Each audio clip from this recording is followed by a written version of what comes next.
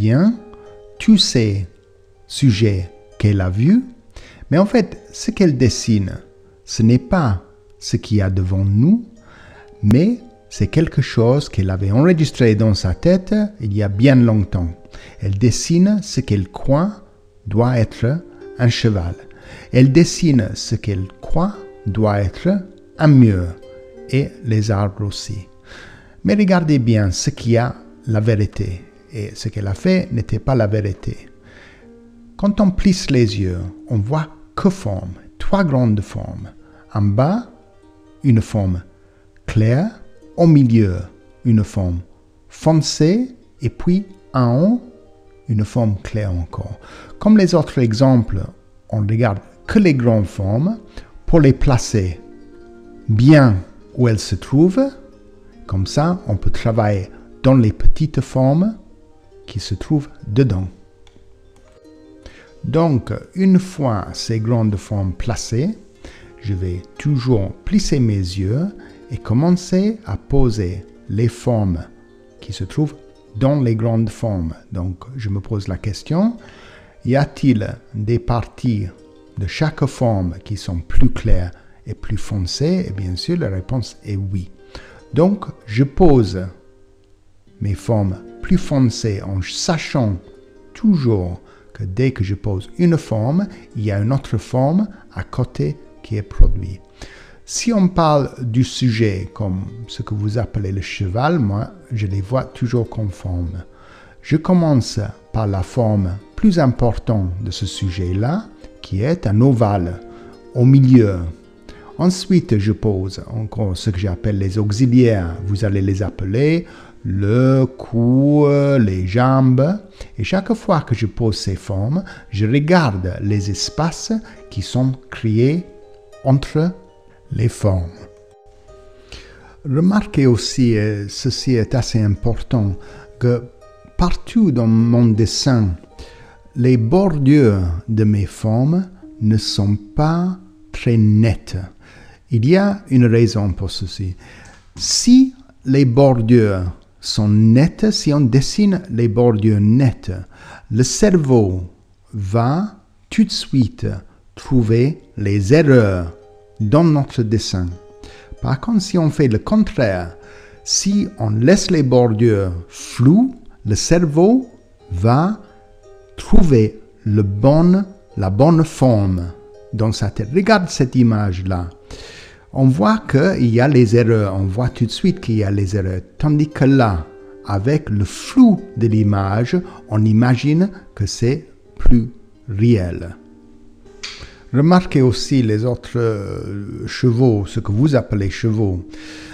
Pour moi, ce sont que les formes parce qu'on travaille en forme abstraite. Et ces 2 formes, je les ai placées comme je les ai vues. Si je voulais que le spectateur reconnaisse, je travaillerai encore plus précisément dans une façon abstraite cette forme et ils vont être reconnus. Alors, comme vous voyez, il n'y a pas de secret. C'est juste une façon beaucoup plus logique de faire les choses. La façon qu'on était enseigné depuis des années à l'école est beaucoup trop difficile. Quand on utilise une ligne, en fait, on ne regarde pas les formes, mais on regarde la ligne. On va essayer de représenter quelque chose que le spectateur va reconnaître au lieu de faire réellement ce qu'il y a là. Si un photographe reproduit une image très très précisément, c'est simplement parce qu'il reproduit les formes claires et foncées et n'essaie pas de faire reconnaître les choses. Je vais vous montrer quelques images maintenant que j'ai ajustées pour que vous voyez ce que vous devrez voir avec les yeux plissés. Regardez cette image, on pense automatiquement que le ciel est clair, mais en fait, ce n'est pas du tout clair quand on plisse les yeux. Regardez ici ce troupeau d'éléphants.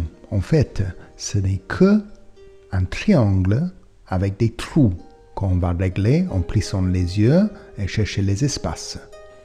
Souvenez-vous, si vous travaillez en pensant toujours en forme abstraite, votre sujet va apparaître tout seul comme il faut. Je suggère qu'au début, vous commencez avec des paysages comme sujet, tout simplement parce que les erreurs que vous allez peut-être faire au début vont pas être aussi remarquées. Par contre, c'est dans votre intérêt d'être aussi précis que possible dès le début. Voilà les points à retenir quand on fait un tableau. Premièrement, simplifiez votre objet, plissez les yeux et regardez que les gros formes.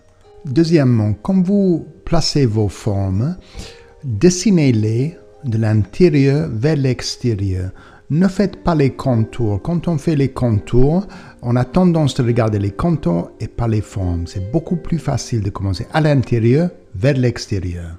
Troisième, regardez comment vos formes sont orientées. Est-ce qu'ils sont tout droits, ou légèrement à gauche, ou légèrement à droite?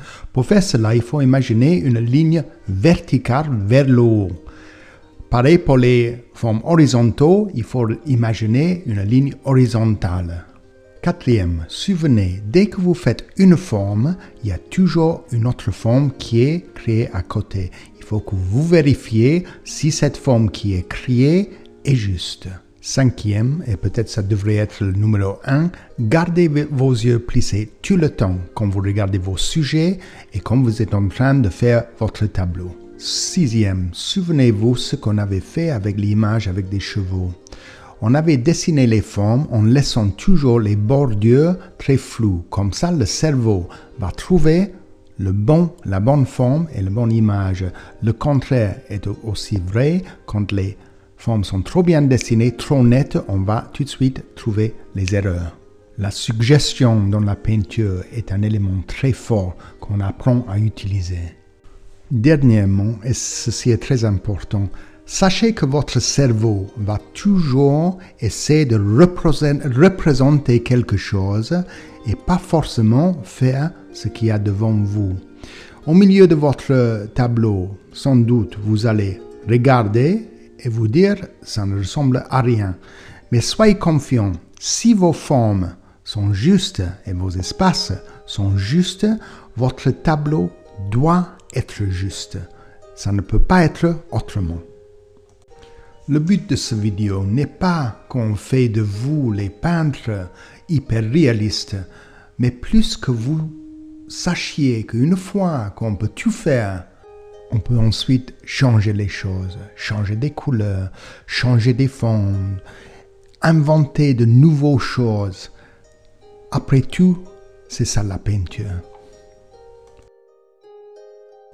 Si vous trouvez que cette vidéo vous aide, vous pouvez avoir plus d'informations sur cette adresse.